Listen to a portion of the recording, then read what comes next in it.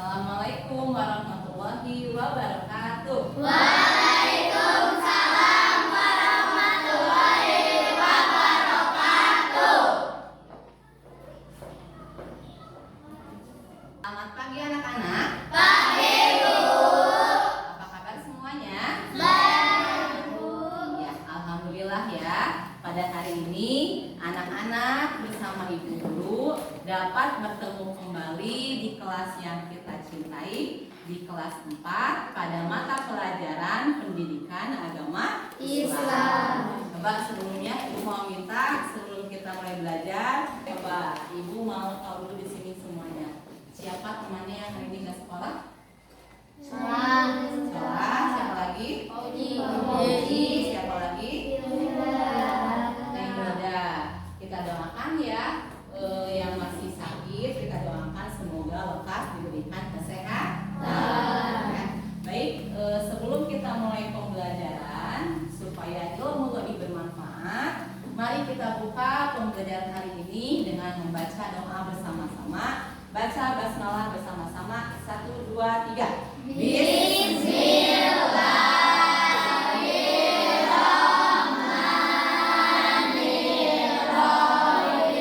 Rabbi zidni ilman warzuqni fahman. Amin. Alhamdulillahirabbil alamin.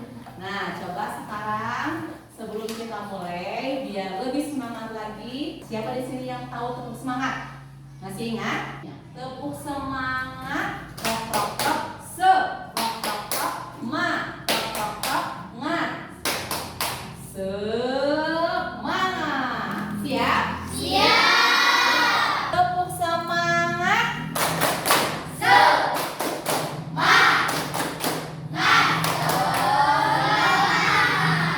Iya. Siap semuanya? Siap. Nah, sekarang coba anak-anak sebelum kita masuk ke materi yang baru, ibu mau tahu dulu nih anak-anak semuanya. Minggu yang kemarin kita pernah membahas materi tentang apa? Coba ingat. Silakan Dinda. Surat Al-Hujurat ayat 13. Betul. Siapa di sini yang masih tahu? Quran surat Al-Hujurat ayat 13 itu mengisahkan tentang apa? Coba Bu. Silakan Farhan. Betul. Nah, berkaitan dengan hal itu, ibu sekarang akan menyampaikan topik yang baru. Tapi sebelumnya, ibu mau tahu dulu nih anak-anak semuanya. Anak-anak di kelas ini semuanya apakah berasal dari daerah yang sama atau tidak? Tidak. Apakah semuanya memiliki latar belakang yang sama tidak? Tidak. Coba sekarang ibu mau tahu ya, Alika berasal dari daerah mana? Garut, betul. Sekarang kalau Ruli jenis kelaminnya apa Ruli? Laki-laki. Nah sekarang kalau Alia jenis kelaminnya apa Alia? Perempuan. Coba di kelas ini apakah semuanya berasal dari suku Sunda tidak? Tidak. Semuanya perempuan? Tidak. Tapi semua yang ada di sini memiliki perbedaannya masing-masing. Ada laki-laki, ada perempuan. Berkaitan dengan hal itu, topik yang akan kita bahas pada hari ini adalah materi tentang menghargai keragaman sebagai sunatullah. Siapa di sini yang masih ingat apa yang disebut dengan keragaman itu? Keragaman itu adalah perbedaan yang ada di antara manusia. Apa? Sini siapa yang masih ingat ya? Kira-kira menurut kalian mengapa Allah menciptakan manusia itu berbeda-beda? Mengapa coba? Terbayang tidak kalau misalkan kita memiliki wajah yang sama semuanya? Maka kita tidak akan bisa membedakan. Allah memberikan kita beragam perbedaan itu untuk saling menghargai, saling menghormati. Nah, seperti itu ya. Nah, coba lihat di sini ibu punya materinya ya, materi tentang keragaman sebagai sunatullah. Tadi yang sudah Ibu bahas. Nah, untuk materi ini Ibu ingin sekali tujuan yang dapat kalian pelajari dari materi ini. Yang pertama adalah kalian mampu mendeskripsikan keragaman sebagai bagian dari kehendak Allah Subhanahu wa Ta'ala, atau yang disebut dengan sunatullah. Yang kedua, diharapkan kalian dapat menunjukkan sikap toleransi dan menghargai terhadap keragaman yang ada di sekitarnya.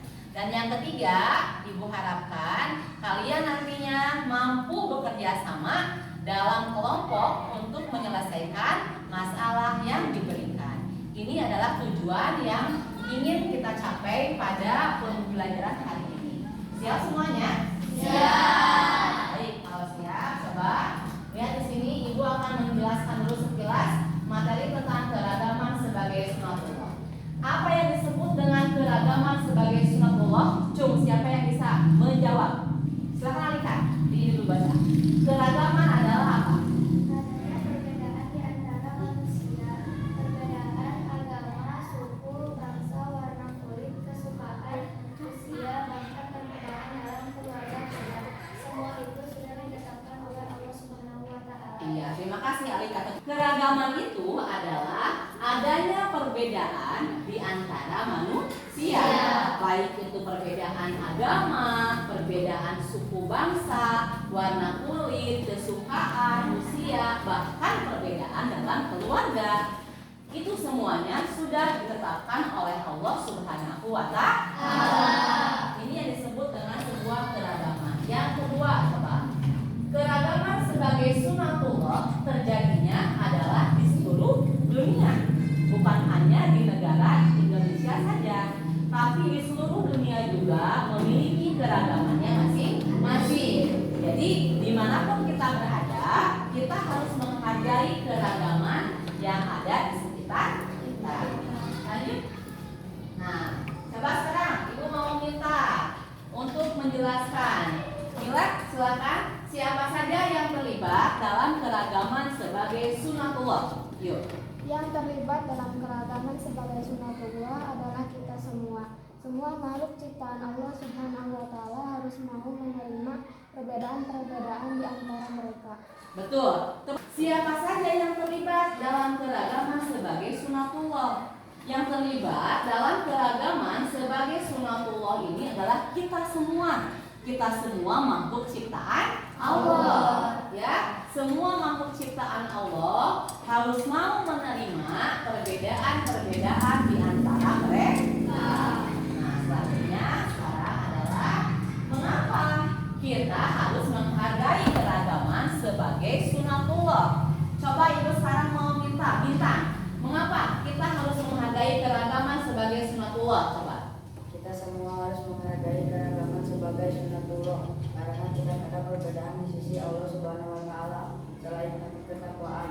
Bagi Allah tidak ada kelebihan dan kekurangan di antara semua makhluk ciptaannya karena yang dilihat oleh Allah Subhanahu wa Ta'ala adalah ketakwaan dari makhluknya. Betul, terima kasih Bintang. Jadi mengapa kita harus menghargai keragaman sebagai sunatullah? Ini kita semua harus saling menghargai keragaman karena tidak ada perbedaan di sisi Allah Subhanahu wa Ta'ala. Apakah itu orang yang berkulit hitam, apakah itu orang yang berkulit putih, apakah dia orang kaya, apakah dia orang miskin, di mata Allah tidak ada yang berbeda. Tetapi yang membedakan di mata Allah hanyalah derajat ketakwaannya saja. Sekarang yang dibahas adalah bagaimana cara kita menghadapi keragaman sebagai sunatullah. Coba Alia sebutkan bagaimana caranya menghadapi keragaman sebagai sunatullah. Caranya adalah dengan saling menghormati satu sama lain. Perbedaan agama, suku, bangsa, warna kulit, kesukaan, usia, bahkan perbedaan dalam keluarga kita. Semua itu harus kita hormati dan kita hargai. Betul, terima kasih Alia. Bagaimana cara kita menghadapi keragaman sebagai sunatullah? Cara kita dalam kehidupan sehari-hari adalah dengan cara saling menghargai menghormati satu sama lain. Coba, kalau umat Islam melaksanakan ibadahnya di mana? Kalau umat Kristen di mana? Meskipun kita berbeda agama, berbeda tempat tinggal, berbeda tempat ibadah, berbeda bahasa, tapi satu hal, caranya kita menghadapi keragaman tersebut dengan saling menghormati satu sama lain. Baik, materi yang selanjutnya adalah, contoh sikap keragaman sebagai sunatullah. Ibu mau minta sekarang coba Fadil sebutkan bagaimana contoh dari sikap keragaman sebagai sunatullah. Sikap keragaman sebagai sunatullah adalah saling menghargai dan menghormati yang dikenal dengan toleransi. Toleransi diwujudkan dengan memberikan kebebasan kepada orang lain, mengakui hak setiap individu, menghormati keyakinan orang lain, saling mengerti. Nah, betul. Terima kasih Fadil. Jadi, contoh dari sikap keragaman sebagai sunatullah ini dapat kita terapkan dalam kehidupan sehari-hari. Misalnya yang pertama, memberikan kebebasan kepada orang lain. Contohnya misalkan kita punya teman yang berbeda agama. Ingat, anak laki-laki dalam Islam setiap hari Jumat melaksanakan sholat apa? Jumat. Di mana? Masjid. Nah, misalkan kalian punya teman yang beragama Kristen, setiap hari Minggu umat Kristen mereka pergi beribadah kemana? Gereja. Nah, kalau kalian misalkan sedang bermain dengan teman yang berbeda agama, maka berikanlah kebebasan tersebut kepada teman kalian untuk melaksanakan ibadahnya masing-masing. Yang kedua, mengakui hak setiap individu. Setiap individu, setiap orang, ya. Setiap individu berhak memiliki agamanya masing-masing, berhak memiliki kehendaknya masing-masing. Kita tidak bisa memaksakan kehendak kita kepada orang lain. Yang ketiga ialah menghormati keyakinan orang lain, dan yang keempat adalah saling mengerti. Nah, itu merupakan materi yang kita bahas pada hari ini. Nah, coba anak-anak di sini semuanya, ibu mempunyai sebuah kasus nih. Ibu mempunyai sebuah masalah. Ibu mau minta anak-anak semuanya coba cari penyebab masalah itu apa dan cari bagaimana solusinya atau bagaimana jalan keluarnya, ya. Contohnya gini, seperti ini. Ibu punya contoh kasus seperti ini misalkan, ya. Di suatu desa, ya. Di suatu desa terdapat dua kelompok anak-anak yang berbeda agama. Nah, mereka sering terjadi konflik. Ya, cari oleh kalian menurut kelompok kira-kira apa yang menjadi faktor penyebab terjadinya konflik tersebut. Ya, yang pertama itu, dan yang kedua, bagaimana caranya agar mereka hidup rukun kembali. Siap semuanya? Siap. Baik. Nah, sekarang coba ibu sudah membagi kalian menjadi 4 kelompok. Ada kelompok 1, ada kelompok 2, ada kelompok 3, dan ada kelompok 4. Baik, di sini ibu sudah punya lembar tugasnya. Coba. Nah, masing-masing kelompok nanti akan ibu bagikan, ya. Akan ibu bagikan lembar kelompoknya masing-masing. Nah, lihat di sini. Ibu punya lembar kerja, ya. Punya lembar kerja yang harus kalian kerjakan. Nanti kalian coba diskusikan bersama teman kalian dalam kelompok berdasarkan kasus yang ibu sampaikan tadi. Masih ingat? Masih, ya. Coba nanti kalian tuliskan di sini apa yang menjadi faktor penyebab terjadinya perpecahan atau konflik tersebut, dan yang kedua, bagaimana cara kalian menyelesaikan masalah tersebut, bagaimana caranya agar mereka kembali hidup rukun. Nah, sekarang ibu akan membagikan lembar kerja ini kepada masing-masing kelompok. Silakan kalian berkumpul semuanya. Ya.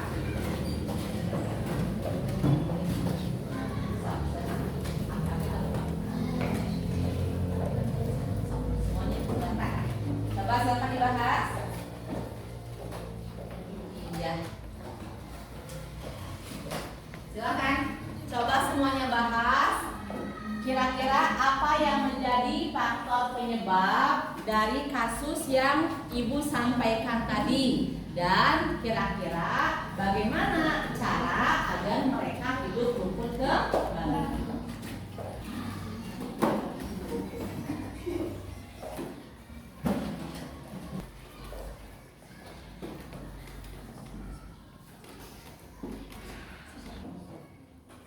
Silakan. Coba didiskusikan ya. Sudah siap semuanya, sudah beres? Sudah. Baik. Nah, sekarang coba Ibu mau minta perwakilan dari masing-masing kelompok untuk maju ke depan mempresentasikan apa yang sudah kalian diskusikan. Silakan untuk kelompok 1 maju ke depan. Dari kelompok 1 menyimpulkan bahwa faktor penyebab dari adanya konflik tersebut adalah adanya perbedaan budaya dan agama di antara mereka, sehingga sering terjadi perpecahan dan konflik. Adapun cara untuk agar mereka hidup rukun adalah dengan saling menghargai kerukunan antar umat beragama. Iya, terima kasih untuk kelompok 1. Kelompok 2 silakan perwakilannya maju ke depan untuk menyampaikan hasil diskusinya. Kami dari kelompok 2 menyimpulkan bahwa faktor penyebab dari adanya kesalahpahaman tersebut adalah karena tidak adanya rasa saling menghormati dan menghargai satu sama lain, sehingga terjadinya konflik tersebut.